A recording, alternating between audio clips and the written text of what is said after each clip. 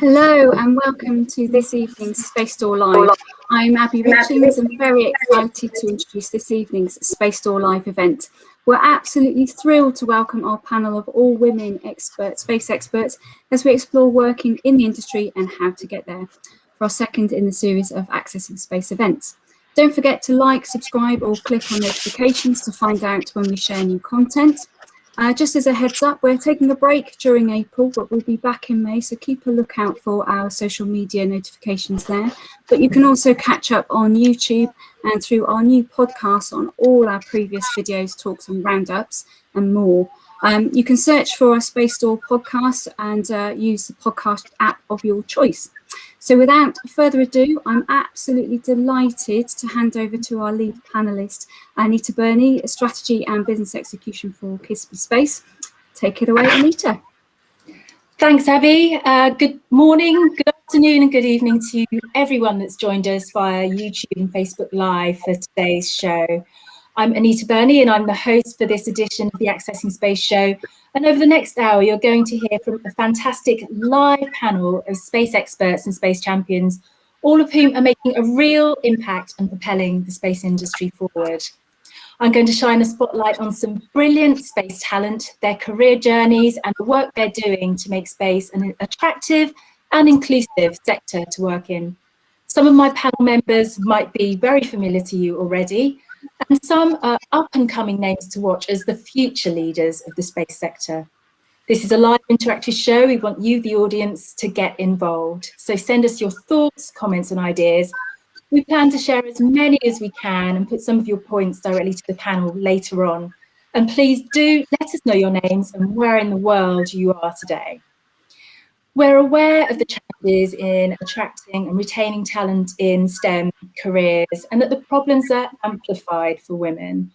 Numerous studies indicate that if people from underrepresented groups don't see people like them being successful and thriving in the organisations that they're considering, they are much less likely to apply. And that's why everyone with a seat at today's virtual table is a woman. We want to illustrate what is possible. So I'm going to turn the mic over so that you can start to get to know our panellists.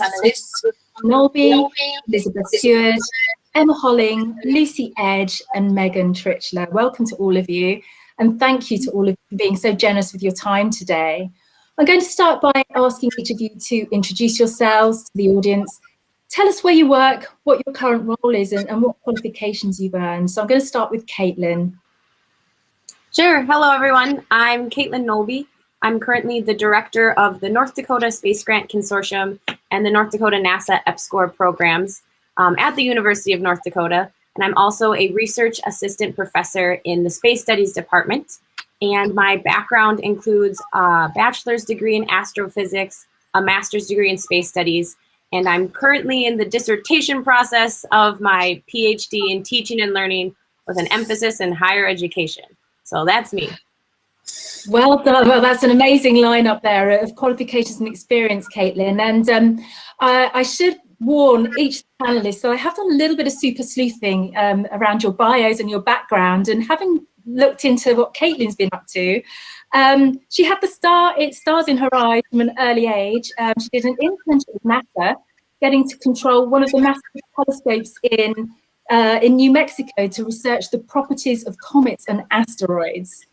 Thank you, Caitlin. Next we have Elizabeth Seward. Liz, over to you.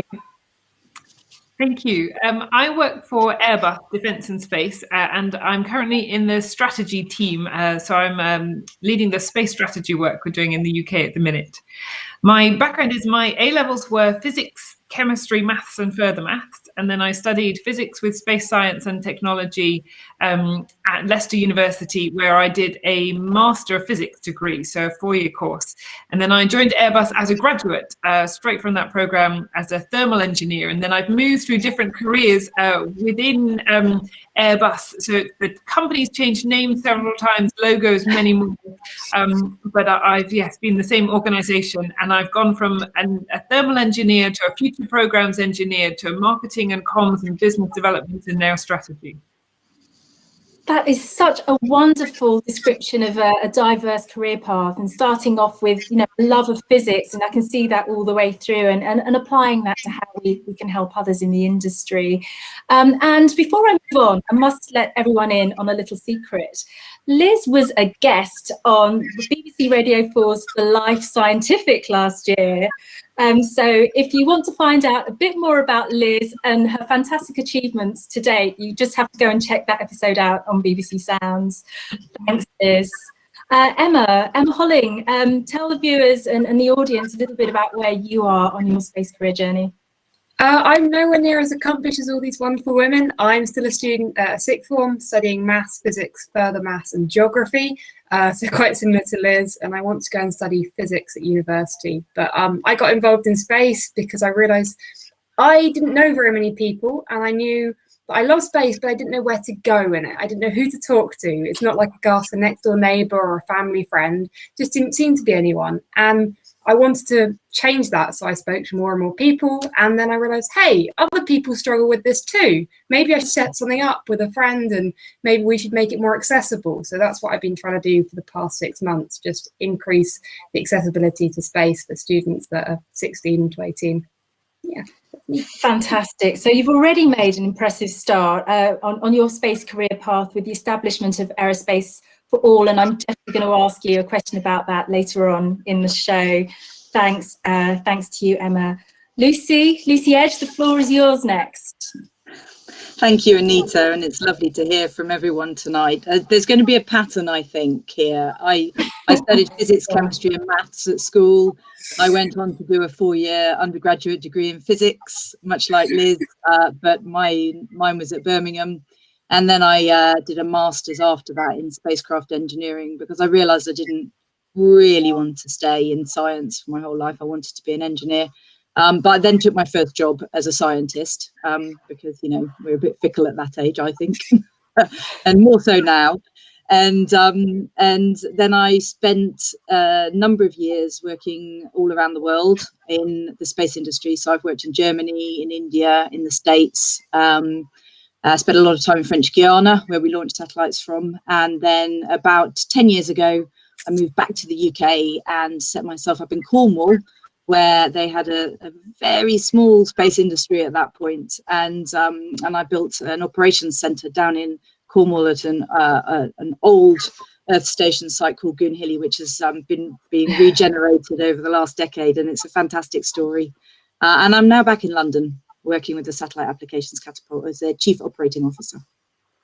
What a fantastic career journey, and to see, you know, there is that theme around physics and maths, unsurprisingly, and thinking about how you apply those disciplines into engineering.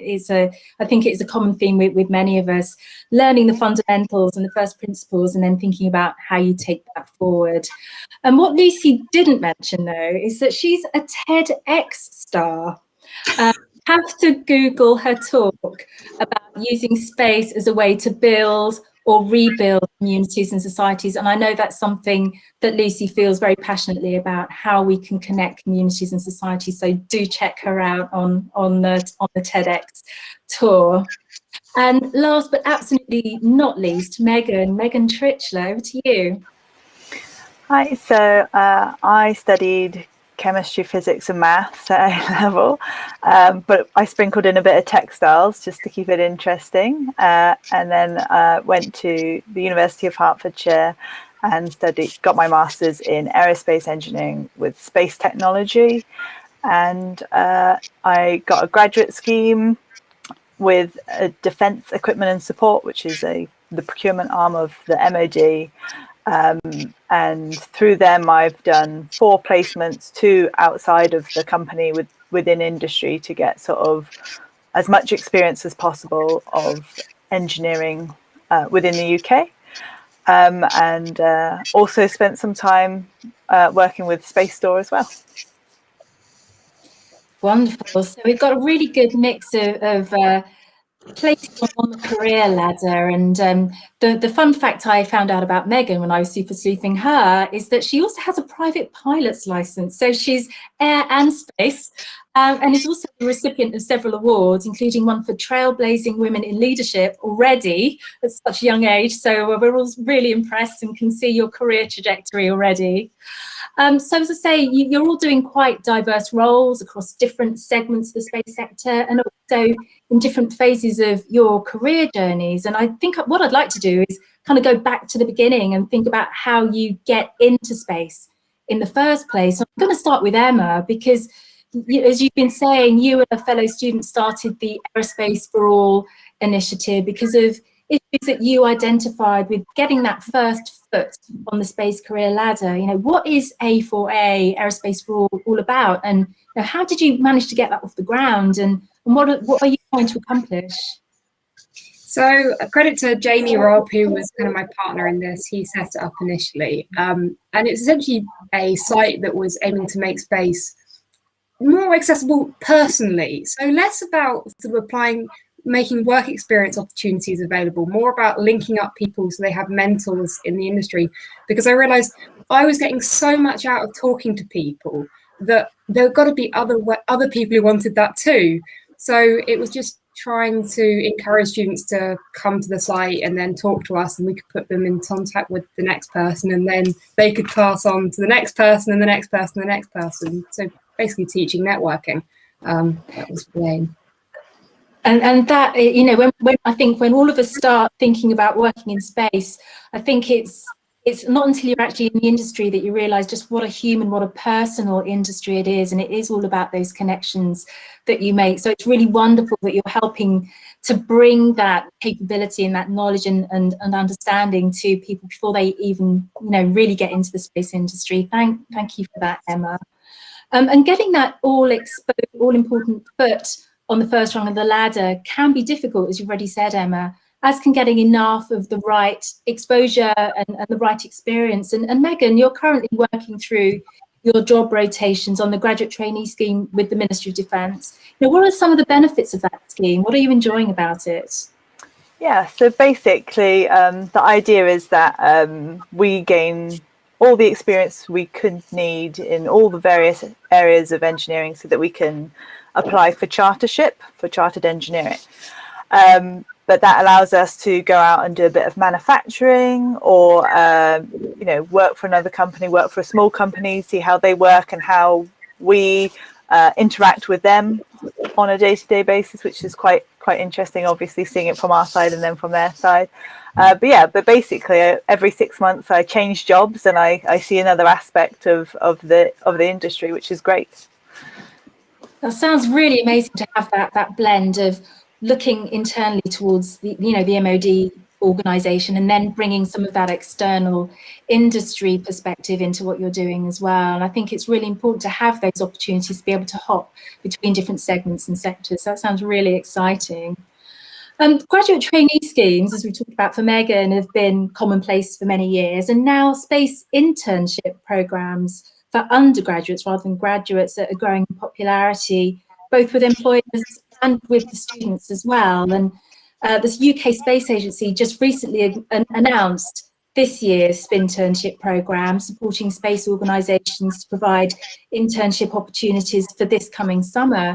Caitlin, I want to ask about your experiences as an intern, because you earned a prestigious internship with NASA. What did you learn from that experience? And now in your role developing, providing development opportunities for others, what elements of that experience do you think have been really valuable as you've gone forward? Sure. Yeah, I was super lucky to have an internship. They have them for both undergraduates and graduate students too. And I was too intimidated to apply as an undergraduate. So by the time I got to graduate school, I was like, I'm going to apply. I'm going to do this. And I realized everyone was just humans, just like you and I, and everybody was super welcoming. And the people who are willing to work with interns were the ones that knew how to help students, and they know that you're not going to have all the skills you need to be successful at the start. That's the point of the internship, is to learn while you're there.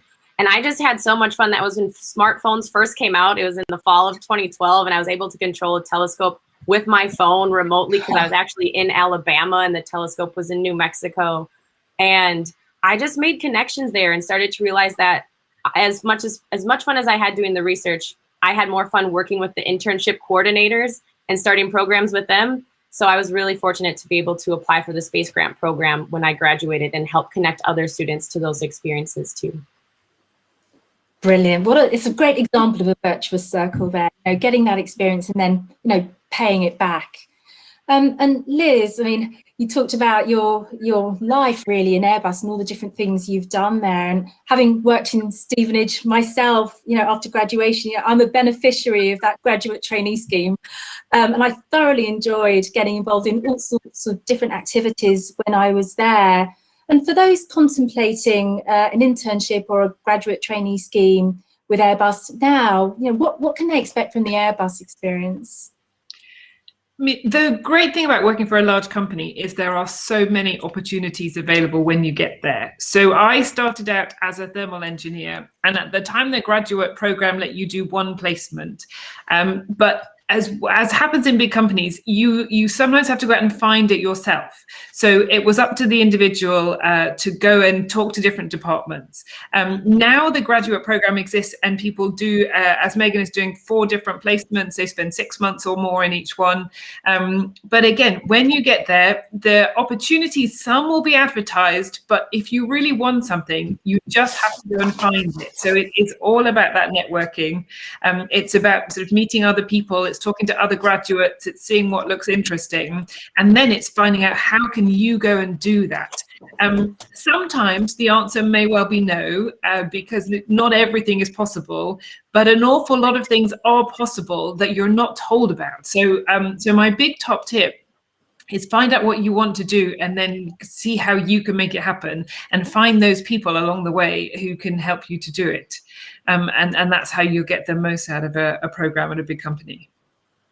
So there's a lot of themes in there. It's the networking, as you say, trying to figure out what it is you want to do. And I think that's something that you kind of iterate over time. And I'm sure that's what Megan's feeling right now. Having been through the 4 placements, you've probably got a better understanding of where you might like to focus as you go through. And it is a bit of, trying things and seeing what works and doesn't work. Lucy, the Satellite Applications Catapult has been a key partner with the UK Space Agency in implementing the SPI internship programme. And you at the Catapult, you've offered diverse internships to undergraduates from engineering through to marketing. Why did the Catapult want to get involved in the SPI internship programme? And, what value does it bring to the Catapult? And what do you think it brings to the UK more generally? Oh, I think it's very much 2 sides of an equation when you get a good internship program, and I do think the SPI intern program is a fantastic one. We get really brilliant applicants, and the organisations that get involved with SPI interns really want to do it. So you've got that relationship where both sides of it are really keen for a good result. So it's kind of guaranteed to be successful. I think from the Catapult side, our role in the space landscape in the UK is all about stimulating growth and stimulating success. And quite a lot of that is focused around helping businesses grow. But of course, if we want to grow the space industry in the UK successfully, then we need good, clever, knowledgeable people. And as you quite rightly pointed out, Anita, it doesn't have to be people who have all got physics, maths and chemistry A-levels. Actually, what's better is if we've got lots of different people with different backgrounds, different experiences and different career paths. That's why I was very excited to hear Emma's doing geography. If we think about the way planetary science is going, I think there's going to be some fantastic opportunities opening up for jobs in the future that we don't really know what they are quite yet, but they will be, and they'll surely be part of Emma's career opportunities. And I think when we look at, say, a marketing role or a business support role, or with Megan and textiles and art and creativity, bringing in all the different aspects of creative thinking into the space industry are really what we need to do. Because at the moment we're a sort of standalone sector, but the way that space is going, we're going to underpin an enormous amount of infrastructure and just general behaviour, a bit like having a computer. You know, it's not a separate sector anymore, IT. It underpins everything we do. And to be successful like that, we need to have lots and lots of different thought processes going on and lots of different backgrounds involved. So a wonderful answer, and it's something that I hear people talking about a lot more, not just focusing on, you know, technical, on the engineering skills. It's what else do we need to make the ecosystem work? You know, there's an increased focus, for example, on space law. How do we actually make the business of space work? How do we communicate what we're doing and the vision and the value in what we're trying to deliver? You know, you talked about the interconnection with climate, with planetary science. All of those things are touched by space. And I think that it is this generation now, this cohort now, that have got that opportunity to do some of that cross-linking across those disciplines and areas of the wider industry and ecosystem.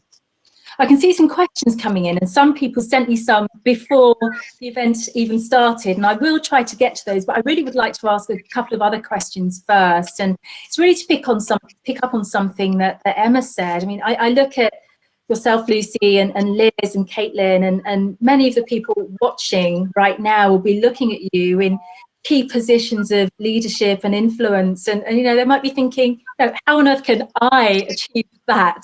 And it would be really good to understand a little bit from each of you, a bit more about how you got to where you are today, and you know, what have been some of the key challenges that you've encountered along the way. I'm already getting the impression that your career journeys haven't been a straight path. They've been maybe a little non-linear, but I'd love to dig into some of that a little bit. And maybe I'll start with Lucy.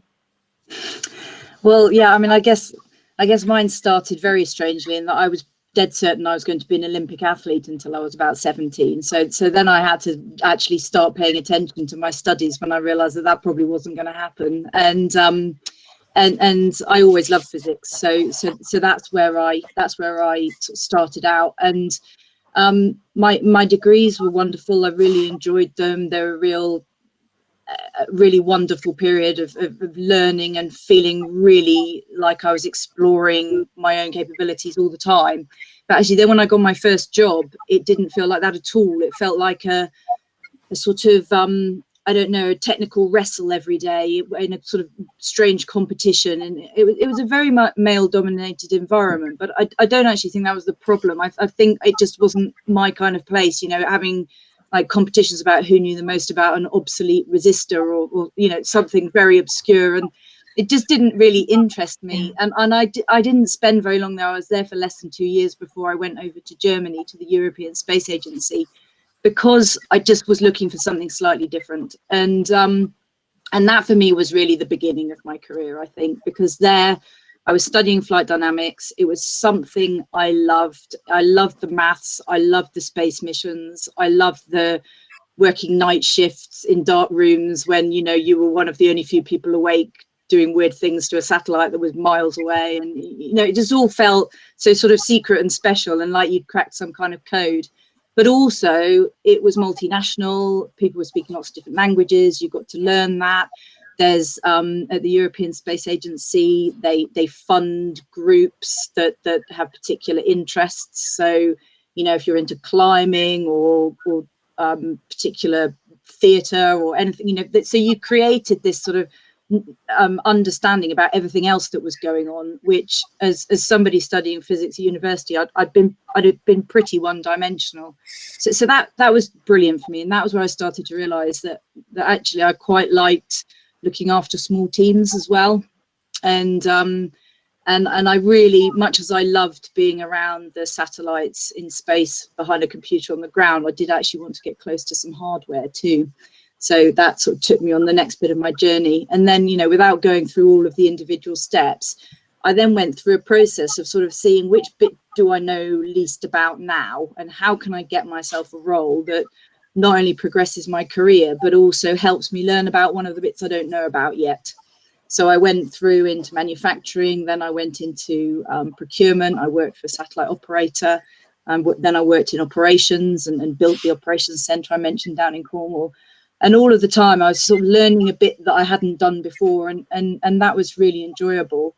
And that's actually when I was in Cornwall was when I really got involved in regional growth and thought, you know, I can actually take everything I know and I can make it much more valuable to people. And that's, you know, and then that sort of became, for the last 10 years, that's been where I've wanted to go, really. So it's all about that now. And so it's taken me until my mid-40s, but I now know where I'm going and I know why I'm doing space and what it's all for me. But it didn't, I did, if you asked me that 20 years ago, I would have had no idea. I just thought physics was fun.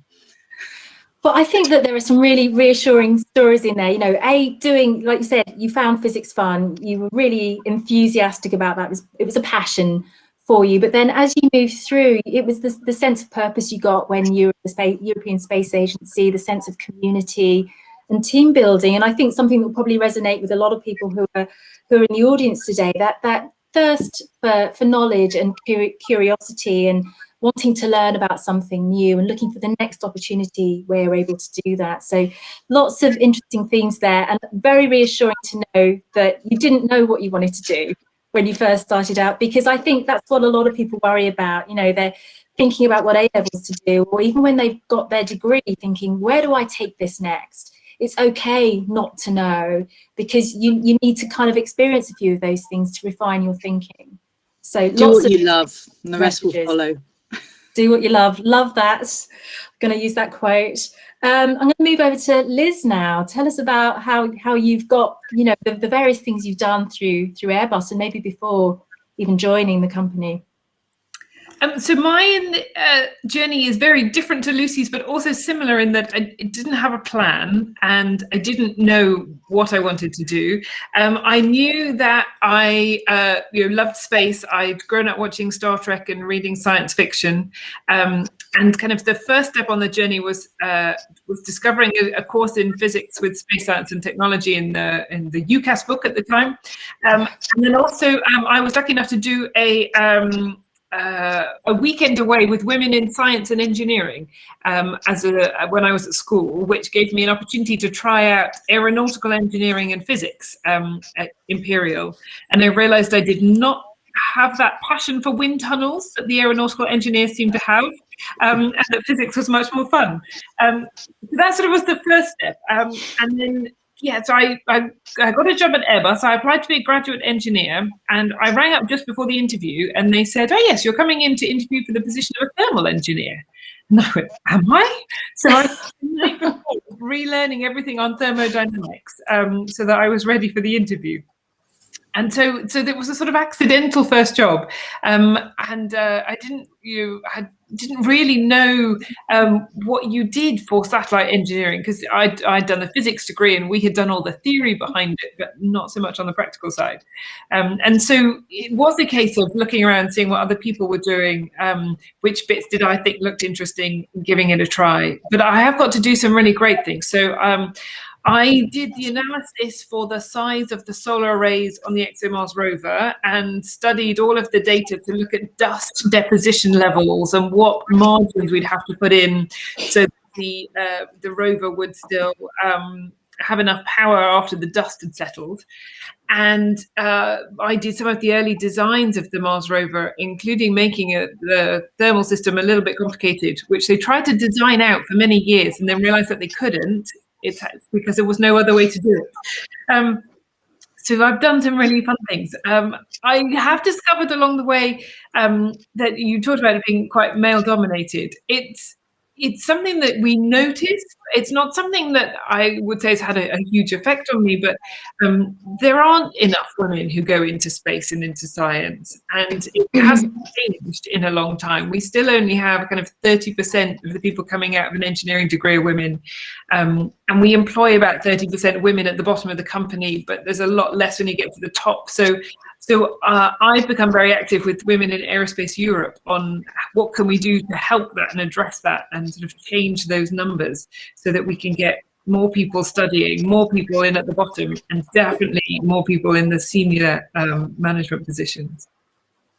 That's a really wonderful story, and it links into what Caitlin was saying and to a certain extent what Lucy has said about using their experiences and then kind of paying it back and seeing how we can, from our own experiences, help to improve things in the future. One of the things you said right at the start has stuck in my mind, and it's something around outreach. You know, you had that opportunity to have a taster session and realise what was for you and what possibly wasn't for you. And I do think that that's something that hopefully that there are going to be more opportunities for the new entrants or people who are thinking about what they want to do in their careers, have them get those tasters to start to figure out early on, do they like aerodynamics or do they like physics? Do they like geography? Do they want to do engineering at all?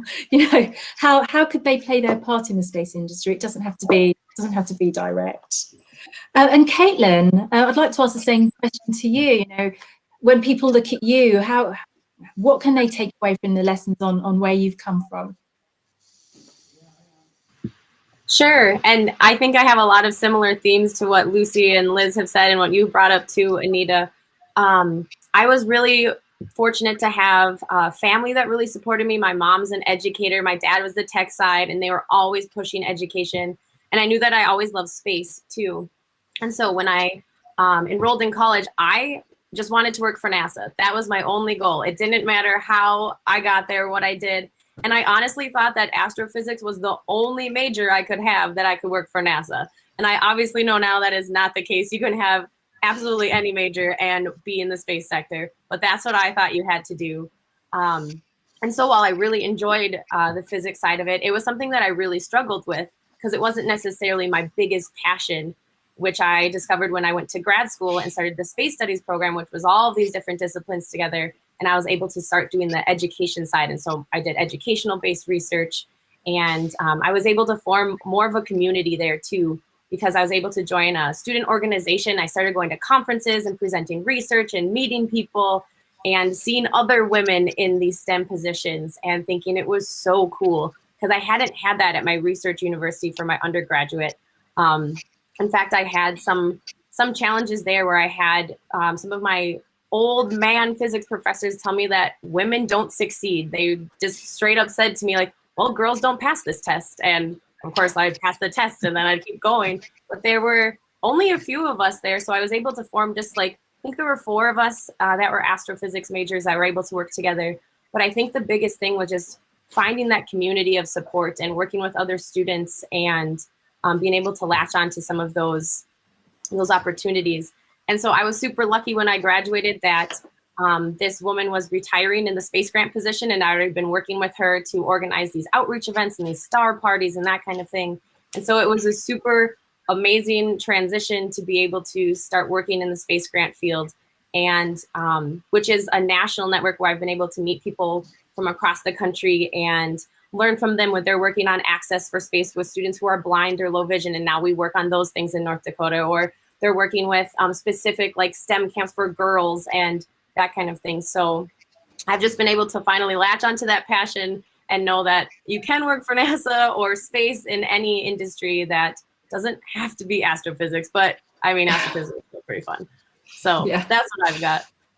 That's a really wonderful story, and it reinforces what others have said as well, that to be in the space industry, you don't need an aerodynamics degree. You can find other routes in, and it ties into what others have said about, you know, doing what you love, finding that thing that gives you the enthusiasm and the passion.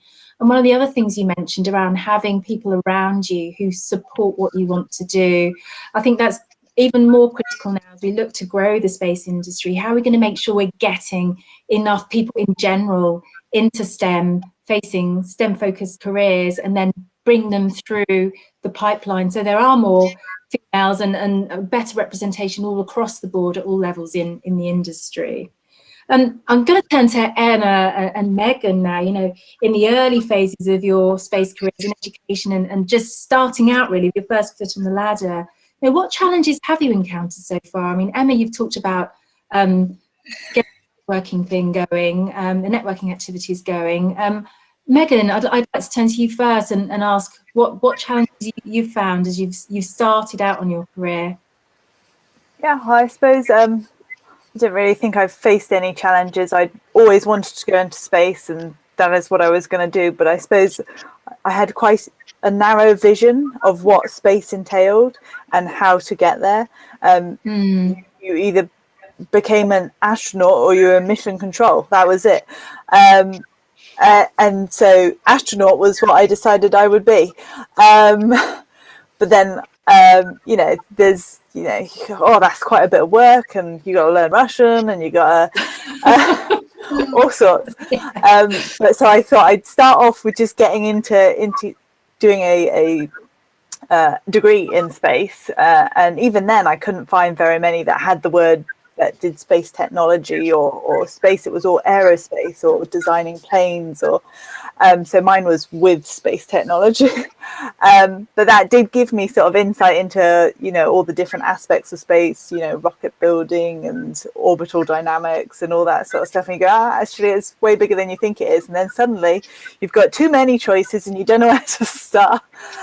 So I suppose that was my problem, was going, what do I like best? That's a nice problem to have. Emma, I'm going to turn to you, because I've got one more question I want to ask before going to Q&A after this.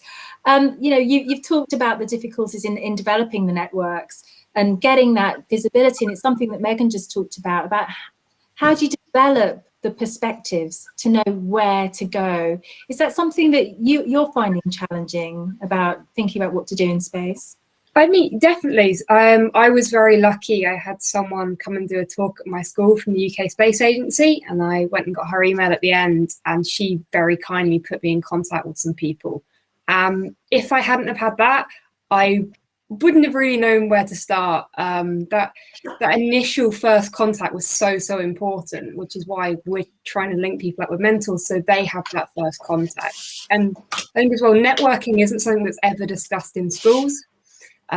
Which is something that needs to change, because it's essential, no matter whether you want to go into the space industry or want to go and be a lawyer. You know, it doesn't matter, you have to learn to network. So I think teaching that it's so valuable. It's just so valuable. That's a really great lesson. So I've been asking you to kind of look back, but I'd like to take the focus and look forward. And Lucy, Astroscale launched the world's first commercial in-orbit servicing mission this week, and Liz, Caitlin, we've all been transfixed by Perseverance landing on Mars.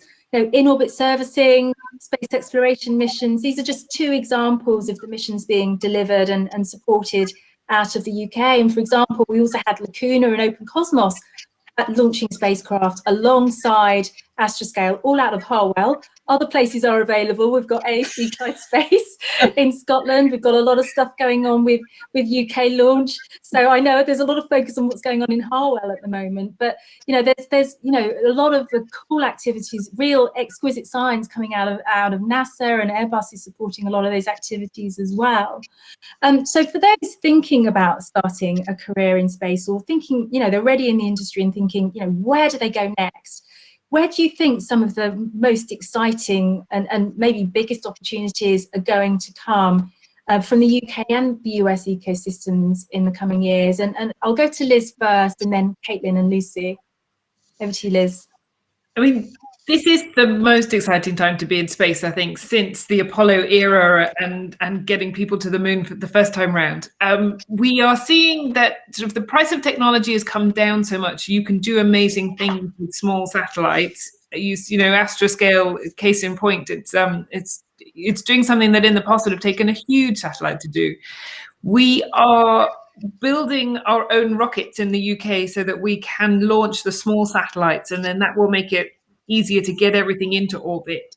And the International Space Station even takes commercial missions. So if you can find somebody to pay for it, or you get backing from a grant, you know, you can get your experiment into space and back again in a way that we've never been able to before. And so really, that's a long way of saying you can do anything, and it's the opportunities are only going to get bigger.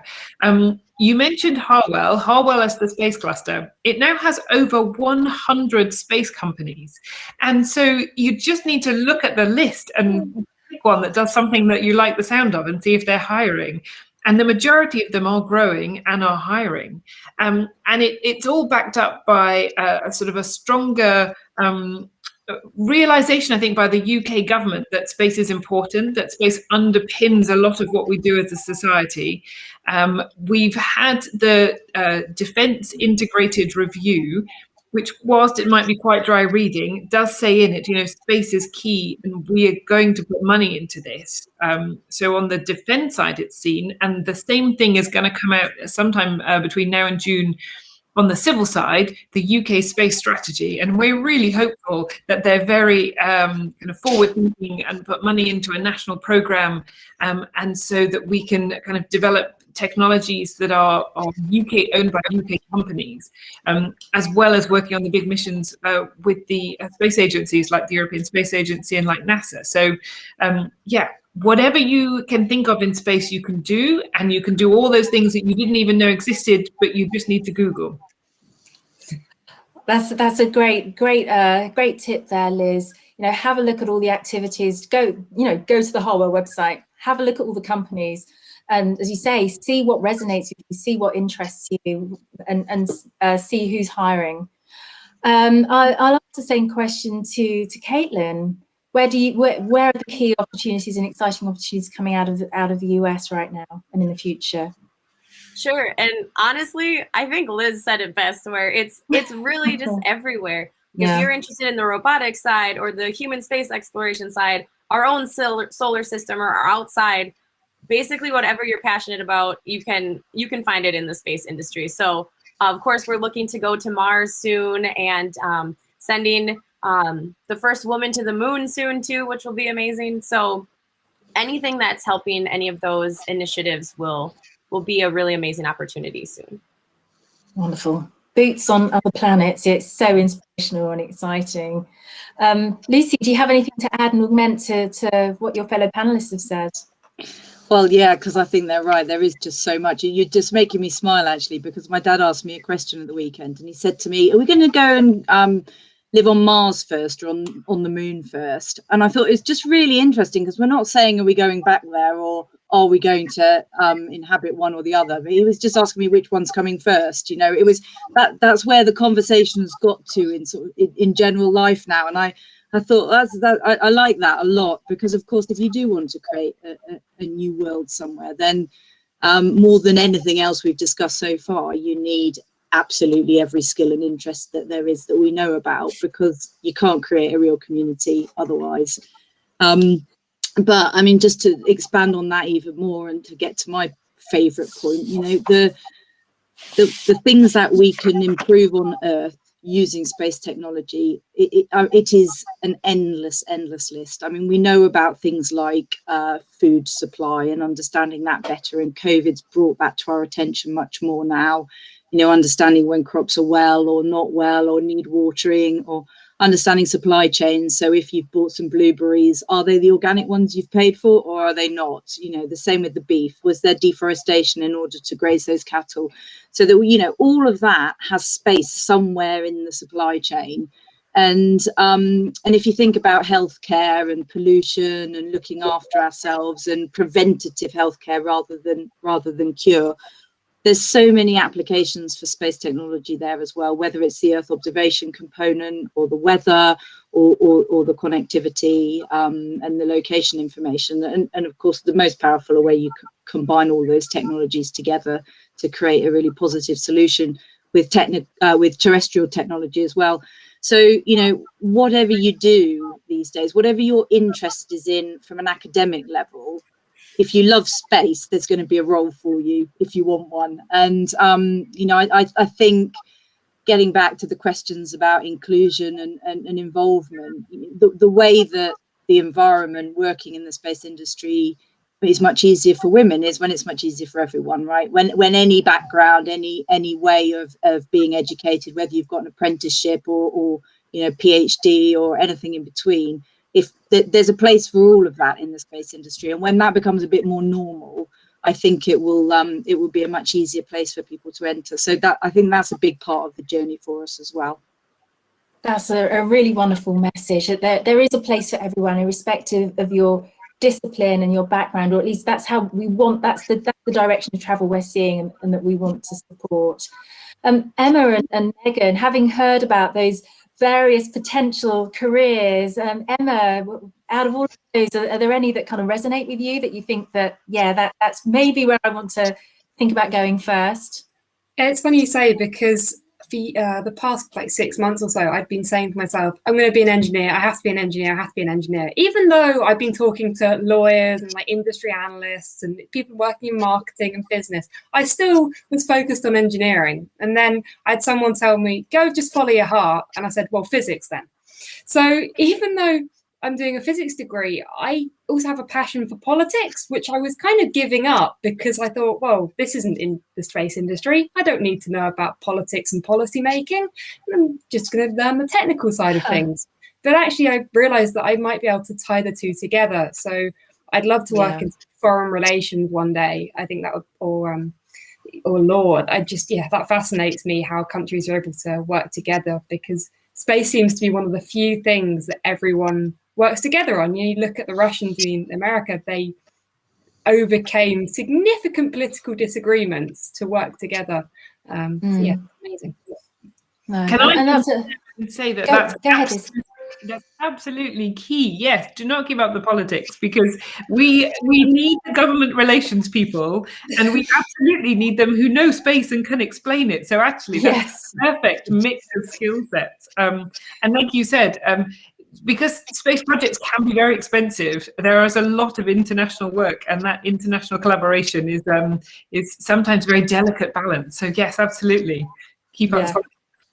That's brilliant. Good. I might have a job one day. That's good. I think probably you do. Like, space is such a team sport.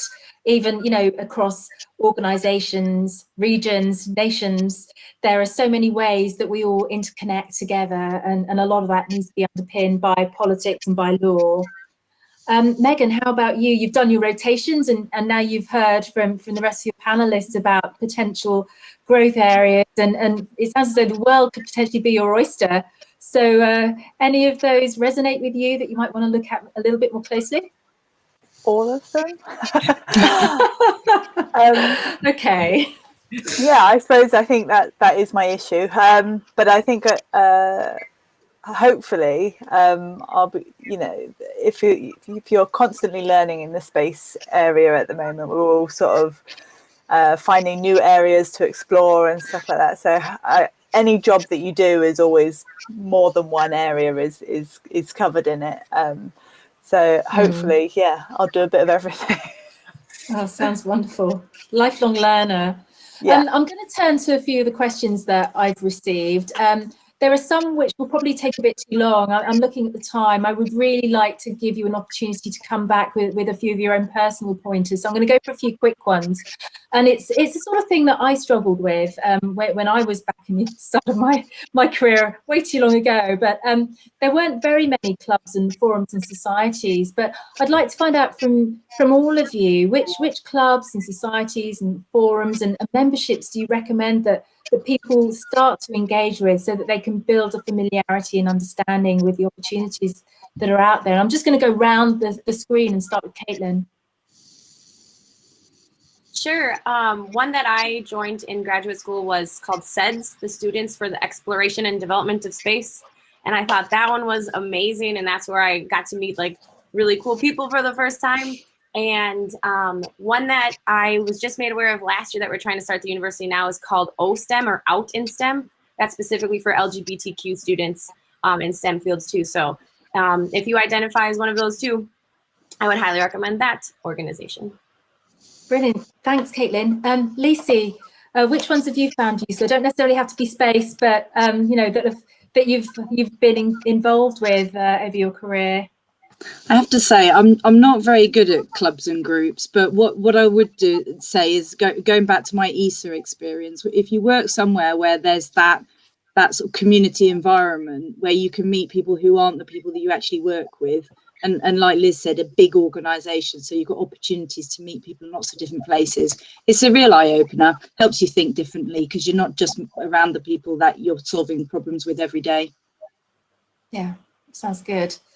Megan, as I know you're relatively early on in your career, but you obviously thought about space early on. How did you how did you find out more about what you wanted to do? Did you join any societies or clubs? I don't believe there were any that I was aware of, other than the people who were on my course at uni. But after uni, I got a job as an events coordinator on Harwell campus, which was great because I got to meet everybody At the epicenter. Yeah. So there's events called Connect Harwell, where everybody comes in and somebody does a talk about what their company does, but it's basically like, hi, how are you? And what did you have? Oh, brilliant. So it was a perfect opportunity for me to meet everybody and find out what's going on in space, which was great. Wonderful. And I can't wait for those events to be live and in person again. I mean, they are brilliant, you know, the webinar versions of them, but there's nothing like having a cup of tea with somebody in a chat. So I'm looking forward to when they're back and live again. Emma, of course, you're going to mention Aerospace for All as something that people should get more involved in, and hopefully others can support that initiative. But what other ways have you found to either help people in your network or inform yourself?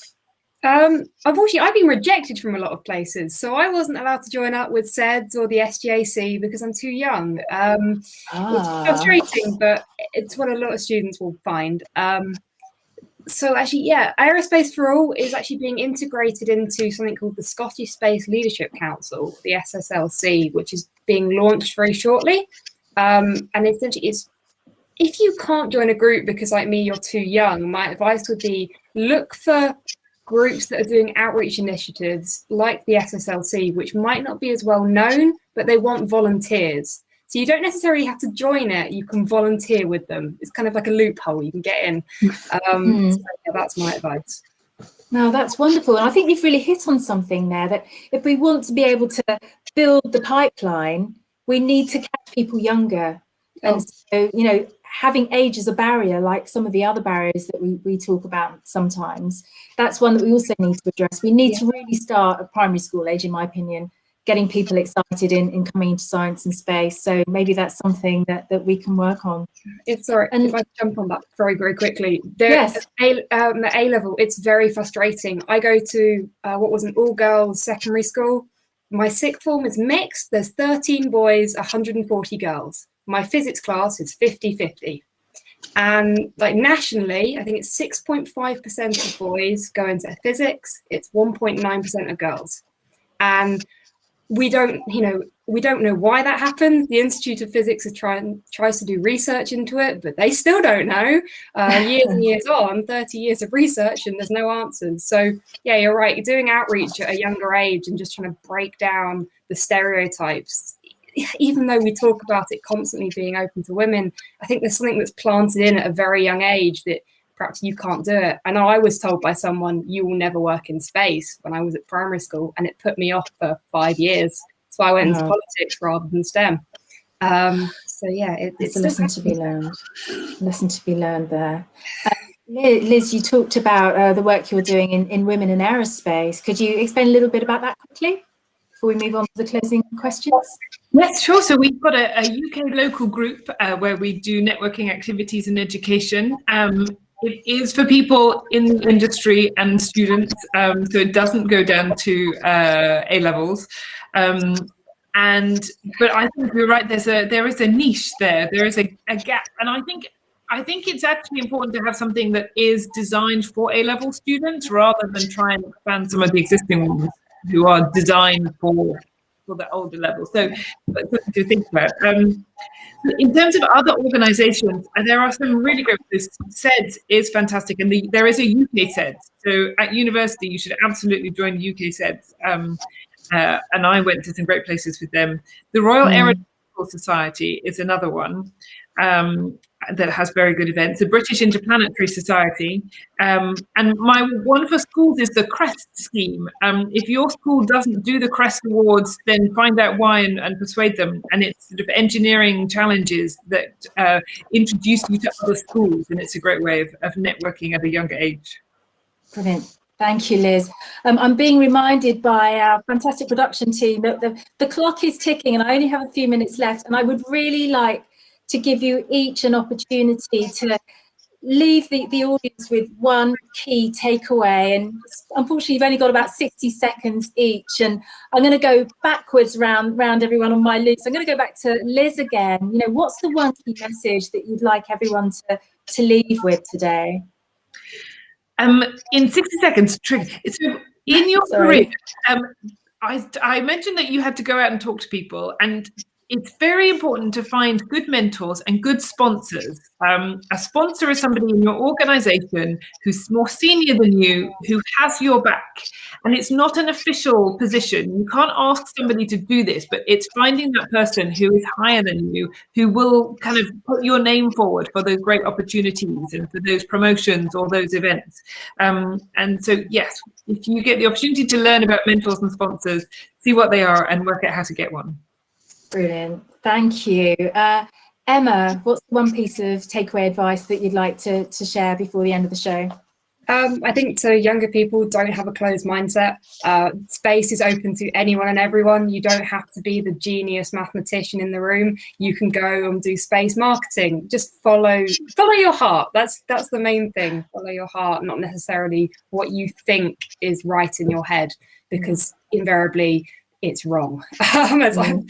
So, yeah, trust your instincts. Yeah. And how about you, Megan? Yeah, sometimes opportunities come from weird places. The reason I got the job as events coordinator at Harwell campus was because my dad went to the football with somebody's husband, and they mentioned that they needed an assistant.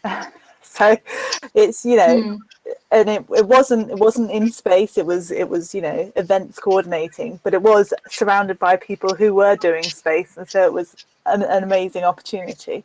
So yeah, so you've got to think a bit outside the box. Seizing opportunities whenever and wherever they may come. Indeed. That's a really great piece of advice there. Lucy, what's your key takeaway? I think with a little bit of inspiration from Emma and Megan tonight, I'll say however far you are through your career, there's people around you who can benefit from you being kind and supporting to them. It doesn't matter what their background is, but, you know, we don't have to compete here. There's so much opportunity for everyone. So let's all help each other to do well and support each other through some exciting space stories of the future. That's a really, really great tip there. And Caitlin, finally, over to you. Sure, just echoing what everyone said, I think Lucy really hit on it well too. Just lifting each other up and bringing others with you on the journey, and knowing that you can support each other along the way is hugely important. I think that's a really great message.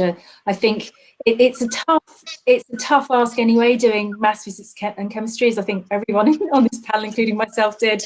You know, you're always in that minority of people who think you're really weird, and then, you know, go and do something as a career which is intellectually very challenging, that needs to operate in a really harsh environment. So, you know, it is quite hard, and so supporting each other along that journey is really important. I agree with everything that you've said.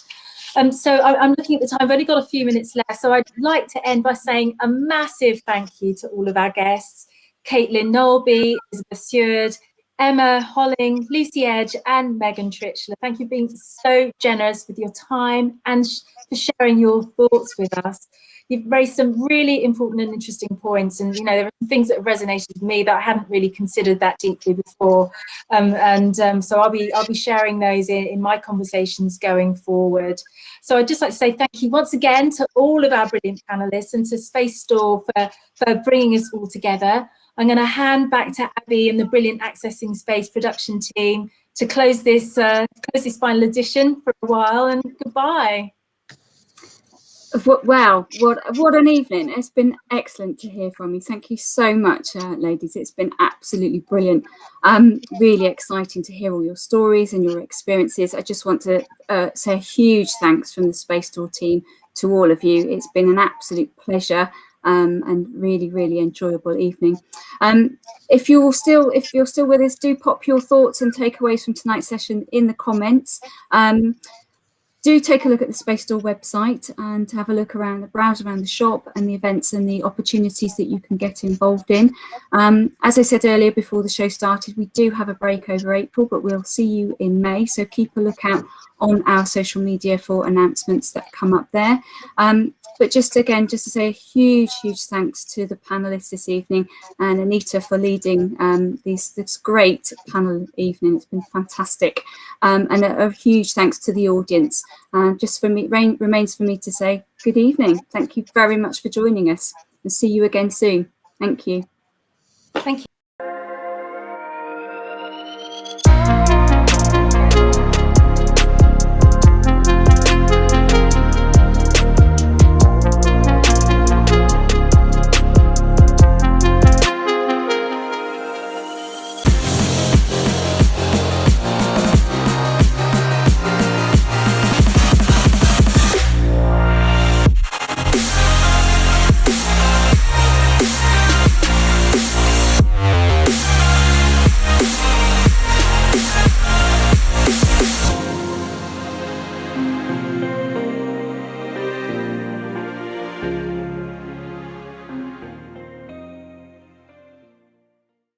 Hi, my name's Nick Howes, space enthusiast, author, writer, broadcaster. Hi, I'm Terry Mosley, past president of the Irish Astronomical Association, lifelong astronomy and space nerd, absolutely fascinated by everything, both man-made and natural up there. So every 2 weeks, Terry and I give you the latest, hottest news from space and human spaceflight, robotic spaceflight, and what's happening up in the skies.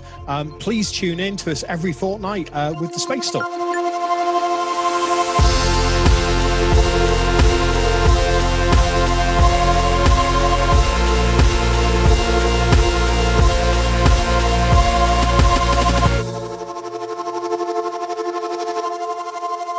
Adios, amigos. Bye all.